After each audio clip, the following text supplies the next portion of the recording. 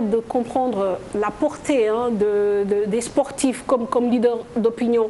Alors Djibi Diakhaté foofu yow laay njëkk interpellé. J'ai l'impression que ñun, c'est une impression, maintenant vous me direz est-ce que vous êtes d'accord ou pas. En Afrique, on est plus dans les causes sociales maanaam joxe lekk dimbali ñi feebar dëgg la am na solo mais rarement ngay gis benn sportif africain sénégalais surtout muy porter ay combats entre guillemets sociétaux. Par exemple, je peux citer les violences sexuelles, les violences contre les enfants, le phénomène des talibés, etc., etc. Est-ce que jàngat boobu yow moom nga am et lu war a mën a expliquer un tel état de fait? waaw je crois que difficulté bi ñu am ci pays africains yu bëri mooy espace politique bi dañuy yaakaar ne ay professionnels rek ñoo ci war a nekk. Donc da nga war a nekk ci parti politique organisé nga war ci dox parce que comme li ma la wax léegi sportif bi ñun la donc dafa am nu ñu ko éduquer dafa am société bi ni muy fonctionner dafa am nu muy taxawee comme ñëpp ni ñuy taxawee ci société bi ñu ci bëri dañ lay wax ni man damay xaw a moytu lu laal politique. Donc moom itamit dafay xaw a jàpp ni am na question yoo xam ne boo ci duggee dafay mel ni da ngay xaw a jàpp ci mbirum politique kii mbaa dafa far mbaa dafa contre gouvernement bi mbaa et cetera et cetera donc c'est des questions de fond yoo xam ni ñenn ñi dañ koy xaw a moytu. Donc mais yàlla xam na ni aussi ñi ngi déposer ay actes ci yenn questions yi c'est man j'ai vu ñu nga xam ni ay jigéen lañu sportive yuy xeex pour l'équité pour des questions d'équité pour jigéen ñi mën a et cetera pour ñi xale yi mën a am ci extrait de naissance papier d'état civil et cetera am na ñi nga xam ni ñu ci taxaw daara yi sëñ bi wax na ko léegi doonte Camara la sant donc am na ñoo xam ne ñi ngi ci yëngatu ci domaine boobu maintenant il faut ñu xam ne àdduna bi dafa am nu muy doxee Montesquieu bi muy théoriser dafa théoriser ni 3 pouvoirs moo am pouvoir exécutif pouvoir législatif pouvoir judiciaire mais jamono dafa dox bañ ni dafa am benn 4e pouvoir boo xam ni mi ngi commencé di jiitu sax yeneen pouvoir yi mooy le pouvoir de la presse. Or sportif yi dañu toll ci benn niveau ci pouvoir presse ci pouvoir communication boo xam ni dañuy occuper ñu bëgg ko ñu bañ ko position d'influence. Loolu la ñuy wax léegi position d'influence maanaam loo xam ni da nga koo def rek. dafay am impact dafay am portée. moom moo tax léegi ñu leen doon wax ni peut-être ci message yi nga xam ni dafa war a jëm ci gune yi ñoom bu ñu waxee dafay am impact ci xale yi alors bu ñu waxee yenn tweet comme li ñu gis nii léegi dafay am impact dafay yegg foo xam ni nit ku wax nii simple mën na bañ a yegg foofu voilà donc bu ko defee kon loolu ñoom il faut ñu intégrer ko il faut que seen staff yi aussi intégré je crois que ñu ngi travailler de plus en plus ci loolu ci communication bi ak ci axes yi nga xam ni fa la ñu war a orienter communication bi en tenant compte ci mouvement yi nga xam ni moom mooy traverser la société parce que société bi réalité société bi aussi waaw société bi dafa am ay mouvement dafa am ay réalités yu koy traverser yoo xam ni ñoom dañuy dugg ci loolu adapté wu ci mais am orientation développée apporter seen contribution ci parce que gis nga soxna si développement gars yi dañ koy wax rek di wax ay tali di wax ay terre baax na mais gis nga développement mental boobu nit ñi libéré wu nit ñi gëm seen bopp sportif bi am na rôle bu mu ci joué Bob Marley dafa woy ni emancipate yourselves from mental slavery nobody but ourselves can free our mind gis nga esclavage mental boobu ñu xaw a dund nga xam ni dañuy mel ni ñu xeeb seen bopp. laal nga Pape Lamine nag. waaw nga seetaan El Hadj Diouf mu jouer contre France. nga gis équipe boobu hargne biñ ci amoon quoi ñun nit ñi dem bay wax ni l'ex-président son excellence Wade ni ñibbisi leen gagné ngeen coupe du monde bi. parce que gagné en fait loolu c'est important moom la daf lay positionner à un certain niveau et je crois que c'est un élément bu. Alors Moustapha, c'est une question peut-être un peu délicate même. Parfois, on a l'impression que les sportifs africains, en fait, suivent les mouvements. Bu ñu nee Black Lives Matter ñëpp yëkkati seen loxo wàcce seen genou mais ku mel ni par exemple peut-être mën naa ko citer ku mel ni Samuel Eto'o position yi muy jël des fois. contre le racisme par exemple. le ballon d'or c'est vrai que bon peut-être waxeewu ko noonu resté na ci cadre sportif mais wane na ne que peut-être nit ku ñuul ki cër bi ñu ko war a joxuñu ko. Pourquoi suñu sportifs yi duñu embarqué wu ci genre cause yooyu wala peut-être dafa nekkul lu leen toucher directement. waaw non daf leen di toucher c'est des humains c'est des Africains c'est des professionnels yoo xam si ne ñoom ci seen liggéey aussi dañuy vivre le racisme. Parce mais que, du racisme kese bon c'est un exemple que j'ai donné mais il y a beaucoup de sujets tabous parfois dans nos sociétés où peut-être le leader d'opinion peut impacter positivement dénoncer porter le combat. loolu moom lu am solo la professeur wax na ko xam nga tamit dañu nekk ci société yoo xam si ni dafa xaw a sensible parce que ñun au Sénégal maa ngi la koy wax amuñu culture différence c'est-à-dire que les gens n'aiment pas dañu bëgg caractériser nit ñi. soit da ngay ànd ak kii. wala nga contre ko. nit ñi bëgguñu aussi nit ki am la singularité alors que nit ku nekk am nga sa personnalité propre am nga sa propre perception des choses. donc ñoom moo tax dañ koy am parce que dañ koy éprouver ci société bi la ñuy dund. mais souvent dañuy jàpp ni. ils préfèrent ñoom ñu agir ci cause sociale bi mooy gën ñu agir ci côté bële parce que sinon rek nit ñi dañ lay interpréter am na fu ñu la taf te bu boobaa aussi tamit impact yi nga bëggoon a def ci bu baax dina am lu koy entraver mais teewul la ñun à notre niveau nous au niveau de la fondation ñu ngi doon travail xam nga Covid bi dafa changer lu bari donc on était sur un projet boo xam si ni avancé nañ ci bu baax ak benn ONG bu ñu wax grec ci lutte bu ñu def contre les mutilations génitales féminines donc góor gi amoon na lu bari loo xam si ni ñu ngi ci doon waxtaan xamoon nañ ci sori te incha allah xam naa ni bu affaire yi évoluer di ngeen ko gis aussi mu jël position ci yu mel noonu côté talibé yi gis nga waxtaan nañ ko tamit ñi ngi encouragé ñi ngi wax parce que aussi il faut nit ñi bañ a fàtte loolu yalwaan bi c'est un délit la mendicité c'est un délit qui est prévu par le code pénal sénégalais te beneen bi ci am moom mooy changé woon nañu code pénal bi ba nga xam si ni tey même bu fekkee xale yi ñoom mënuñu leen jàpp pénalement parce que c'est des mineurs mais ñi leen di yónni pour ñu dem ci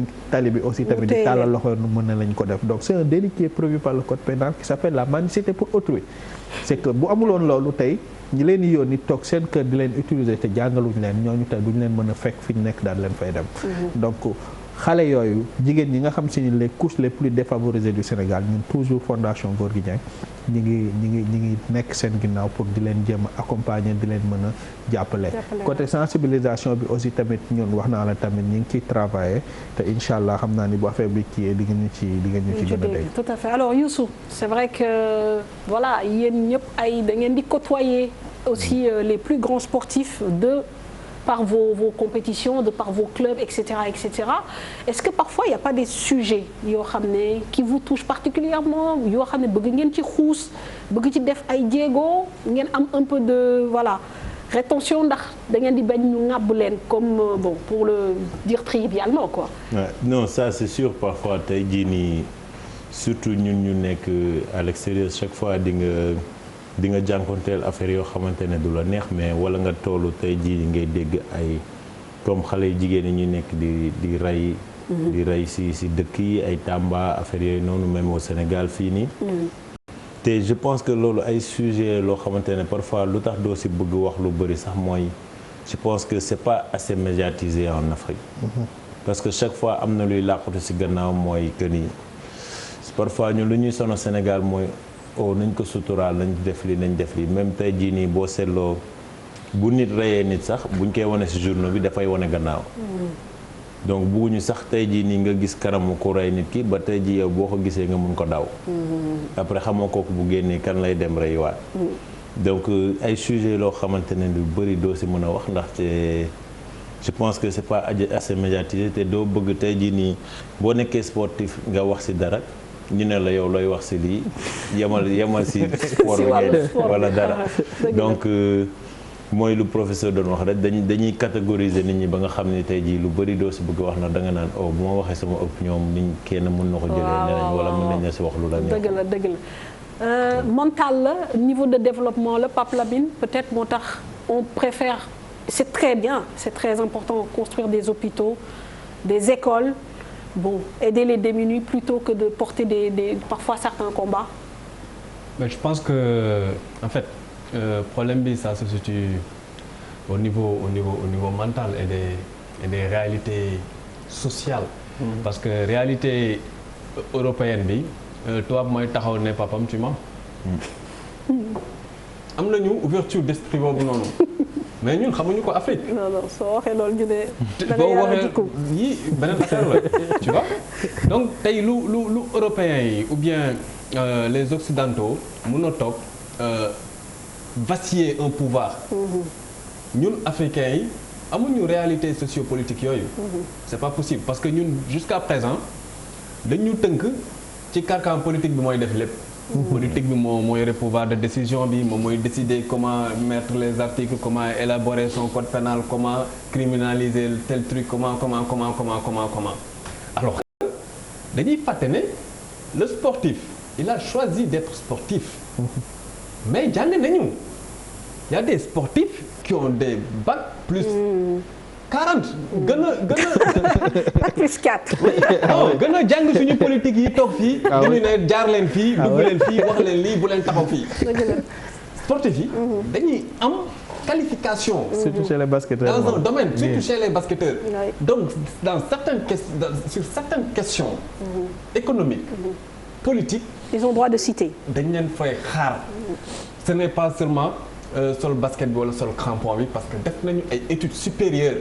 te études supérieures boo ko defee tamit dëkk bi benn affaire xew fi que ça soit économique que ça soit culturel que ça soit politique. même boo defulee sciences politiques. am nga xalaat. si la bonne marche du pays parce que tu es sénégalais avant tout. tu as la nationalité sénégalaise. mais ñun yeggaguñu suñu niveau de pensée xëy na moo yeggagul foofu léegi nag il faut que ñu changer ko. parce que mooy lu ma wax damay dellu si waat rek ces sportifs là c'est des leaders d'opinion. bu ñu xeeb costume bu ñuy sol. c'est des gens qui sont suivis. c'est des gens qui sont écoutés. il faut faire bouger les lignes. mais avec courage. xam nga lu ma jaaxal voilà avec courage boobu parce que des fois di nga jógee campagne compétition benn sportif génn foo xamante ni peut-être ñenn ñi bëgguñu mu génn fa mais. presque dañ koy delloo si waat à la raison non soo amee lu la metti xam nga il faut pas aller dans les médias na nga noppi xam nga wax ko suñu Youssou yaa ngi ree li may wax dëgg la c'est-à-dire même sur leur domaine de compétence li ñuy liggéey des fois suñ ci waxee ñu tënk leen ne leen non bu leen wax fii dinañ ko wax entre quatre murs. waaw loolu problème bi xam nga souvent dañuy ne le linge sale ça lave en famille mais bu yére bi tilimé carrément kooku mënoo ko fóot ci biir kër kooku da nga koy génnee ñu weer ko ñëpp xam ne dañ ko weer bu boobaa solution dina am mais mënoo laqatu ci benn ruxu ne ko bu ko waxee noonu parce que nga sportif yi ñoom waroo def sortie boobu c'est une sortie maladroite mais sortie bi maladroitu dëgg gi dëgg la wax des fois dëgg gi la ñuy bañ ñu la vérité reste la vérité mu cru mu vérité douce amul vérité douce yéen vérité bi dafa xaw non vérité douce amul la vérité elle est crue wax ko nu mu ko war a waxee mu toq ci nopp nit nu mu ko war a déggee mais sportifs yi actuellement nii ñoom il faut qu'ils sachent que dañu am part ci développement dëkk au-delà des questions économiques on les attend sur d'autres enjeux sur les mauvaises conditions des détenus dans les prisons sur les mauvaises conditions des talibés dans les daara sur les avortements des femmes qui sont sur le point d'accoucher dañ leen war di dégg ci loolu parce que mais ce sont des sujets quand même sensibles faut être courageux parce que pour étayer li muy wax xam nga je sais pas ba xam si au courant nous avons lancé l'initiative navétane Covid parce que on s'est rendu compte que tey jii bu ñu waxee lutte communautaire boo delloo ci quartier yi xale yi navétane lañu bëgg. pendant les vacances. donc ñu di ñu ne nañu utiliser sport navétane ak vedette navétane yi pour faire la sensibilisation au niveau des quartiers. donc l'idée aujourd'hui on a commencé par la commune de Grand Yoff 19 ASC ñu ne 19 ASC yi vous entrez en compétition pendant 3 semaines. ASC bu ci góorgóorlu ba def suffisamment de sensibilisation jouru navétane yi génn. wax ak seen morom yi dugg ci kër yi ànd ak chef de quartier ànd ak bàjjenu gox et cetera ba zone bi nga nekk kaa amu fa pendant 3 semaines tu gagnes la coupe. ba pare mu am ay derby c'est-à-dire dañuy jël ñaari ASC yi nga xam ne bu ñu mësaan daje day am xeex xuloo et cetera. ñu jël journée boo xam ne ñaari ASC yooyu lañ koy déjee mu nekk seen derby. ñu xool kat moo ci dàq sensibiliser jusqu'à la fin de la journée ñu ni derby bi ASC X moom moo ko gañ. donc on a vu que voilà une approche communautaire boo xam ni dafa am compétition dafa am émulation ba pare dafa am inclusion parce que ci critères yi nga xam ni moom le jury bi di tenir compte dafa am inclusion ndax ASC bi boole na ci chef de quartier bi ndax boole na ci bàjjenu gox bi ndax boole na ci imam bi donc ñooñu acteurs yëpp mu boole leen ci ñoom ñëpp ñu wàccandoo terrain mais joueurs yi sol seen maillot nga xam ni booy yi dañ leen a bëgg ñu dugg ci kër yi wax ak jeunes yi wax ak et cetera à la fin du truc jury bi ni tel ASC moom moo gagné moom la ñuy jox coupe bi je crois que ça c'est une approche bon on est en train de la développer et c'est une très bonne idée.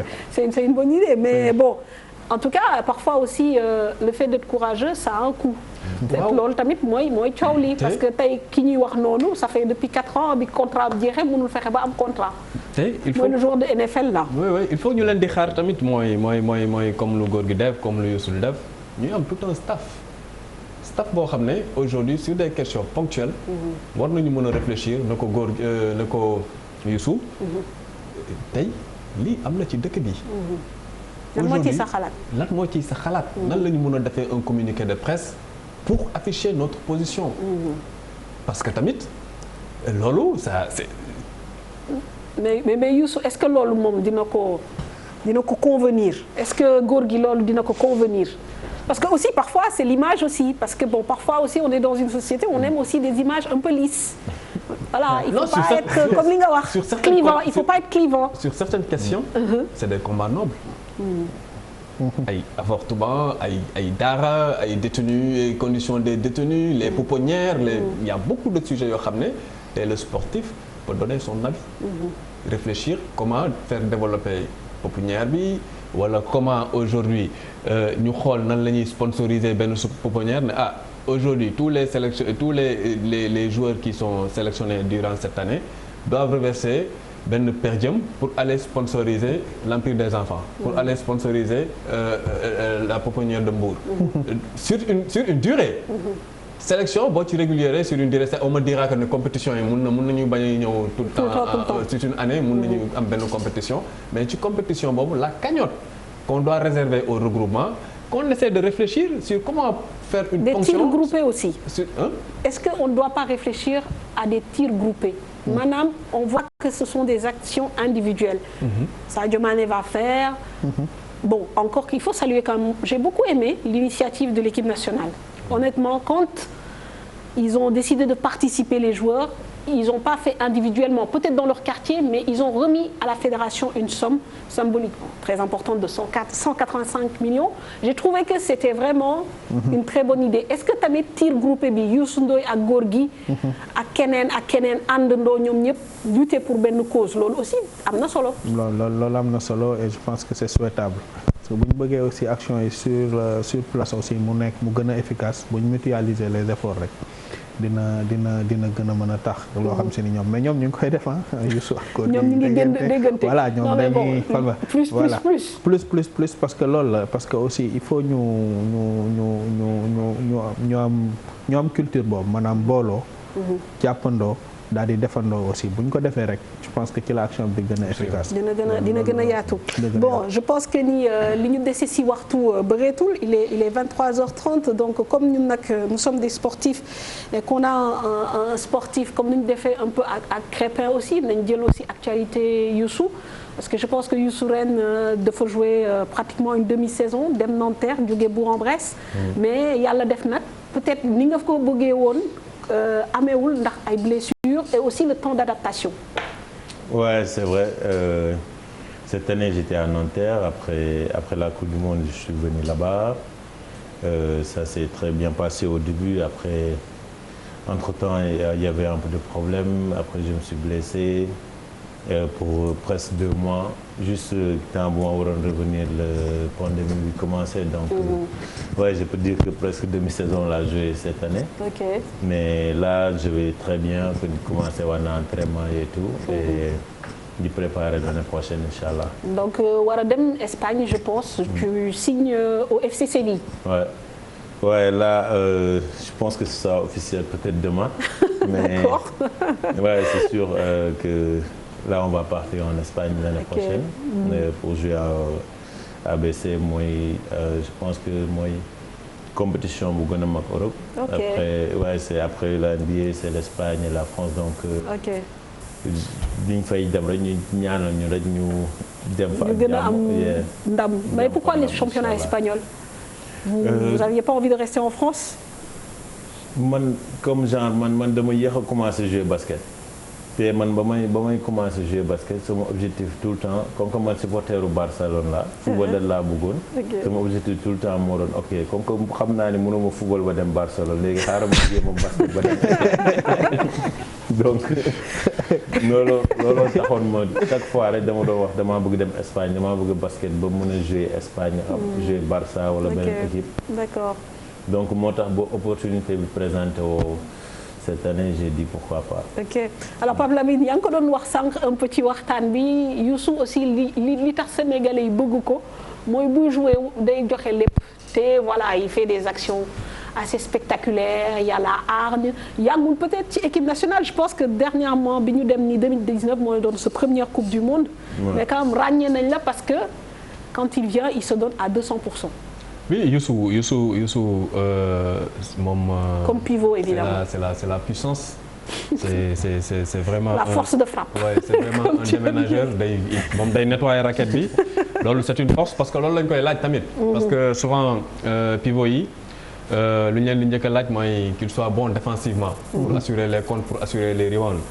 mais tamit dañu nekk ci benn sport de haut niveau boo xam ne. Même si tu respectes les schémas yoo xam ne coach yi dañ koy teg da nga war a mun a améliorer wu des fois sur des shoots. parce que on a tendance également à voir des pivots qui prennent leur chance de plus en plus.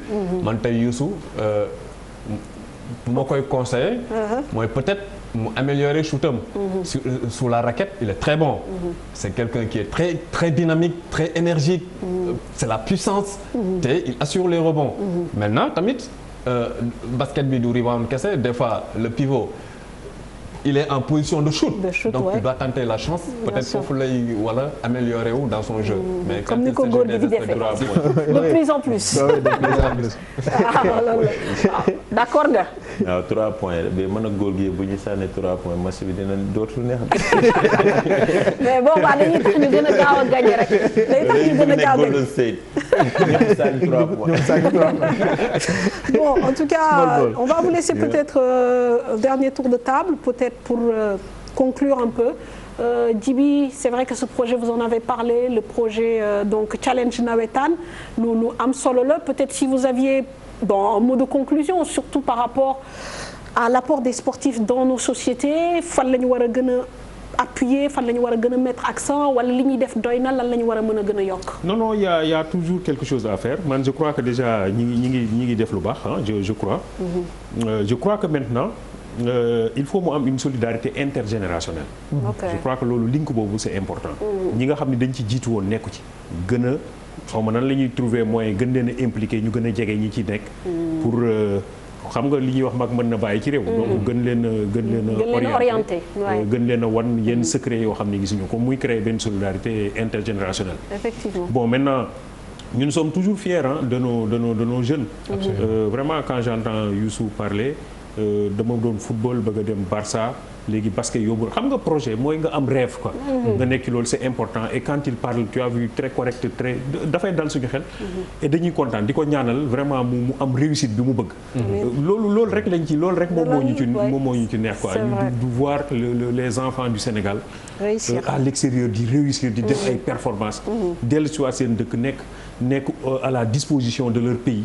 def ca lañ ca war a def.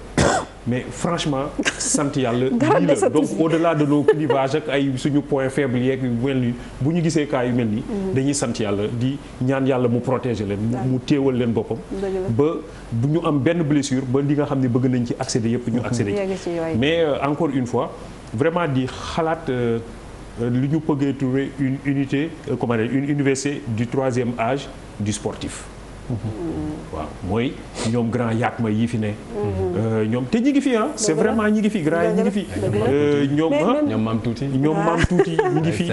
ñoom Sega Sakho boo demee ci basketteur bi ñoom am na ñoo xam ne dama leen doon dégg ci laay jaw mu leen di. semaine dernière la ñu invité Ousmane Pouye Faye fii. donc voilà ñooñu quoi je crois que mu nekk benn xaw ma nan lañ koy organiser benn université du troisième âge du sportif. ñuy daje ñuy am luñ ciy jël. xam nga ñu ko waaw loolu je crois que voilà. Alors Moustapha c'est vrai que yéen moom dañuy toujours di continuer di leen féliciter di leen encourager comme ni ma wax rek góor gi moom nekk na ci sportif yi koo xam ne dafa ubbi tamit benn yoon je pense que ni ci génération bu bees bi action yi mu posé tax nañu bëri comme on dit toppandoo ko ci lu baax loolu donc vraiment côté boobu muy surtout santé bi am na cër bu bëri bu mu ko jox. éducation bi gis nañ tamit wàllu agriculture li nga wax léegi nii ak wàllum bayum ceeb beeg. tout ça maintenant projet yi peut-être très rapidement et moom tamit nan la def sportivement yaakaar naa ni NBA bi léegi mu reprendre ñu ngi commencé waat di nànk-nànk di retrouver wu ci salle yi di entraîner wu donc voilà peut-être ce dernier mot aussi. voilà merci beaucoup déjà ci invitation bi. et aussi di remercier ñi ma bokkandool plateau bi yëpp aussi ci li ñu jot waxtaan ci wàllu sport ak activité sportive yi bon góor gi aussi tamit mi ngi nuyu Sénégalais yëpp aussi di leen jox rendez-vous ci budul yàgg parce que je pense que en juillet NBA dina commencer ci seen bulle boobu. voilà dinañ dem Orlando dajaloo foofu ñoom ñëpp. jéem a jouer place pour playoff yi place pour playoff aussi tamit. donc vraiment commencé nañu kii bi di wax tamit ñun au niveau de la fondation que nous sommes à la disposition de l'État du Sénégal à travers notre ministère de tutelle ci ministère de la santé et de l'action sociale. parce que aussi lépp lu ñuy def comme activité il faut ñu koy adosser ak ci orientation générale yi nga xam si ni moom la état di am. dañu def lu ñu def ci côté possible parce que côté santé yi ñu ngi ciy def mais yeneen pans yi aussi ñu ngi koy def parce que on s'est rendu compte que am na benn colloque bu ñu waroon participer mais malheureusement Covid moom moo ko nii.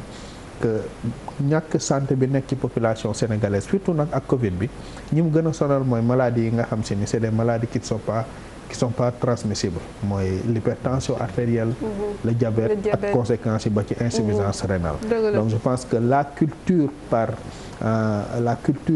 santé pour bañu à travers l'alimentation je pense que loolu lu ñu war a inculquer la te ñun ñi ngi orienté suñu activité lu bari à travers notre am nañu benn champ de démonstration à Lompoul ñu ngi def foofu noonu di promouvoir ce qu'on appelle l'agriculture bio di andi population yi à la base ak les techniciens yi nga xam si ni ñoo nekk ci université yu mag yi ici au Sénégal comme à l'extérieur ñu di leen jàppale ay séances de formation def pratique aussi parce que nit ñi il faut nga wan leen li nga xam si moom nga leen di jàngal je pense que bu ñu promouvoir lu mel noonu dañu am une population bu am une très bonne santé ba yenn maladie yi bu ñëwee ak lu mënti am ñu di ko def aussi mam fatou di leen féliciter oui cause bu am solo la aussi tamit li ko professeur waxee dafa am solo parce que les sportifs ce sont des influenceurs c'est des porteurs de voix et c'est des modèles qu'on doit promouvoir et qu'on doit aussi mettre en exergue dans la société gis nga dans l'exil d'Arbouri Cheikh Aliou Ndao critique littéraire yu bari dañ ko song ni ko mais yow da nga exagérer sur la personne d'Arbouri mais réponse am dafa nekk loo xam si ni dafa philosophique ba léegi professeur je parle sous votre contrôle daf ni il faut bien des mythes qui galvanisent le peuple pour le porter vers l'avant il faut que les gens ñu wane ni ñi nga xam si ni tey ay modèle lañu ay modèle de réussite sociale sociétale ay nit leen yoo xam si ni tey am na lu ñu defal seen dëkk ñu wane ko mettre ko en exergue ba nga xam si ni tey bu ko ñu bari toppee rek dina am benn système d'émulation boo xam si ni société bi moom moo ci gañoo loolu am solo. ok Pape Lamine je pense que ni tamit mën nañ wax ni que am na ay jéego yu mag quand même yu sportif yi def tey soo gisee Sadio Mané taxawaayam ci Bambali non seulement médiatisation bi chaque fois ngay tudd turu Bambali ñi ko xamul woon xam ko mais la mu fa def ak ñeneen ñi ñoom ñëpp vraiment je pense que ni comme ni nga ko doon waxee sànq am na jéego yu mag yoo xam ne sportif yi ak conscientisation boo xamante ni def nañ ko ci ñoom ba léegi c'est presque naturel c'est devenu une obligation saa yoo ñëwee wala saa yoo réussir nga delloowaat sa waa réew. Effectivement man lu ma neex ci génération bii nii jóg ay année 2010 man constat bi si ñoom laa ko defee 2010 ba 2020 dëgg la dama gis ne non seulement ils sont fiers d'appartenir à une communauté à une localité à une région te lu ñuy wax charité bien ordonnée commence par soi-même dañuy jàppale Sénégal mais dañuy dem seen gox-goxaat yi identifier les difficultés qui sont là-bas jéem ko résoudre et prendre la place de l'État tey Sadio Mané bu dem ba tabax lycée alors que c'était dans les prérogatives de l'État bu demee ba équipé hôpital Gorgui Sy Dieng def ko Kébémer Diao Keita tabax ay mosquée dem ba defoon ko vers le Fouta Moussa Sow même chose keneen ak keneen def même chose loolu c'est déjà un sentiment d'appartenance à une localité. Et c'est bien. ay man bu ma dellu woon Sokone dëgg la def fa loolu tamit Sokone dina gën a dox nga dellu feneen def ko tamit mais finalement après on fera le tour du Sénégal lépp dina yem. L'autre chose bu may terminer mooy ñu aménager des aires de sport. Parce que boo gisee ñuy relâchement bi gars yi di wax yëpp c'est parce que la jeunesse là elle n'a pas où s'entraîner.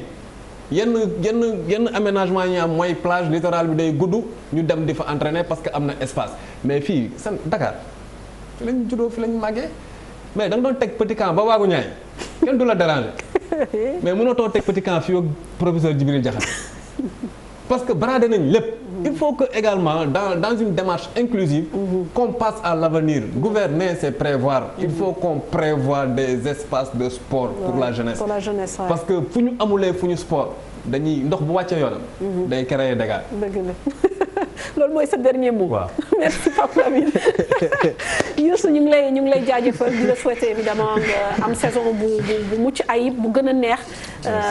que bi nga génn nii di remercier donc tous nos invités Djibril Diakhaté Moustapha Camara Pape Lamine Ndour journaliste sportif et Youssou di remercier évidemment les téléspectateurs yi ñu doon seetaan di remercier toutes les équipes techniques évidemment à la réalisation Pierre Da Silva assisté par Moussa Sène au son et évidemment pour m'aider à donc préparer ce magazine Mamadou Ndiaye aussi et les caméramans je les oublierai pas cette fois-ci Mor Hamma et Mbaye Diouf Off et je vais terminer par mes partenaires féminins Lily Coiffure Absa qui est donc au niveau de l'école Hyacinthe Thiandoum au 77 727 34 48 et évidemment une autre sœur aussi Rama Diaristo pour la tenue elle est à rue Eni Sicap Baobab 77 201 34 93 ñoom tamit ñi jàpp ci combat bi merci à vous de nous avoir suivis excellente soirée et à lundi prochain au revoir